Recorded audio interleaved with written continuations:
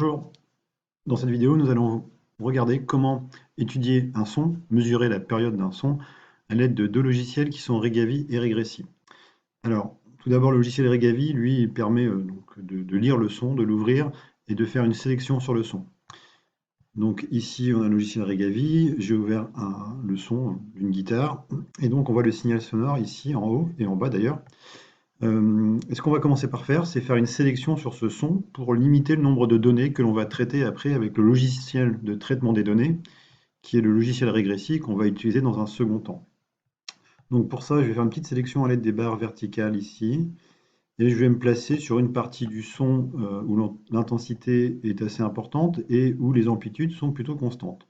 Voilà. Une petite sélection de ce type-là, c'est bien suffisant pour ensuite travailler sur Regressi. Donc ensuite, cette sélection là qui s'est affichée en bas, je la transfère sur Regressi. Voilà, et je retrouve cette sélection. On s'aperçoit que le son il est périodique. Là, j'ai un motif en fait qui se répète dans le temps, à un intervalle de temps régulier. C'est pour ça qu'on dit que le signal est périodique.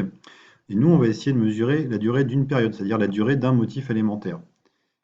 Alors pour ça, je prends le réticule libre, je me place voilà, sur le début d'un motif élémentaire, je fais un clic gauche et je vais aller non pas jusqu'au motif élémentaire suivant, mais je vais travailler sur plusieurs motifs élémentaires et faire la moyenne afin de minimiser l'incertitude sur ma mesure. J'aurai donc une mesure plus précise.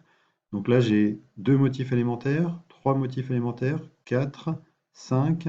Alors, je prends le maximum que je peux finalement pour être le plus précis possible. Et donc je trouve ici que pour 6 motifs élémentaires, c'est-à-dire donc 6 périodes, la durée de ces 6 périodes, elle est affichée en haut, c'est le petit delta t, et elle vaut 54,78 millisecondes. Donc ça, c'est pour 6 périodes. Donc une période, ça sera 6 fois moins, ça sera donc 54,78 que divise 6. Voilà la durée d'une période pour ce son.